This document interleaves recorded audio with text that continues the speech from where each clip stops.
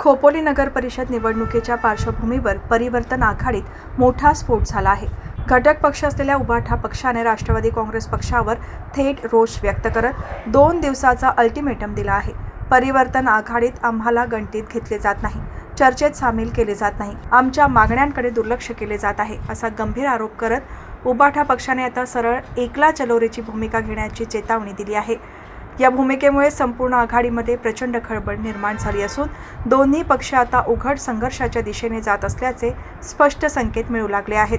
खोपोली नगर परिषद निवडणुकीत उभाठा, राष्ट्रवादी काँग्रेस, अजित पवार गट आणि शेका पक्ष अशी परिवर्तन आघाडी असताना नगराध्यक्षपदासाठी राष्ट्रवादी काँग्रेसचा उमेदवार रिंगणात असल्याने उभाठा पक्षामध्ये गेल्या काही दिवसांपासून नाराजी होती.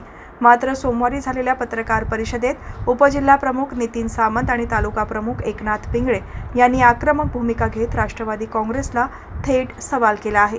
आम्हाला विचारले जात नाही, आमच्याशी चर्चा होत नाही, आम्हाला मान दिला जात नाही, अशी तक्रार पिंगळे यांनी मांडली. यावेळी उभाठा पक्षाने स्पष्ट सांगितले की राष्ट्रवादी काँग्रेसने पुढील 2 दिवसात आमच्या मागण्यांवर योग्य भूमिका घेतली नाही तर आम्हाला स्वतंत्र मार्गाने जाण्याशिवाय पर्याय राहणार नाही. या धमकीनंतर परिवर्तन आघाडीची एकीच मोडीत निघाल्याचे चित्र निर्माण झाले आहे. आता राष्ट्रवादी काँग्रेस पक्ष पुढील 2 दिवसात काय भूमिका घेतो, उभाठा पक्ष अंतिमतः स्वतंत्र वाट चालतो का, याकडे सर्वांचे लक्ष आहे. आगामी 48 तासात खोपोलीतील राजकारणात नाट्यमय घडामोडी होण्याची चिन्हे स्पष्टपणे दिसत आहेत.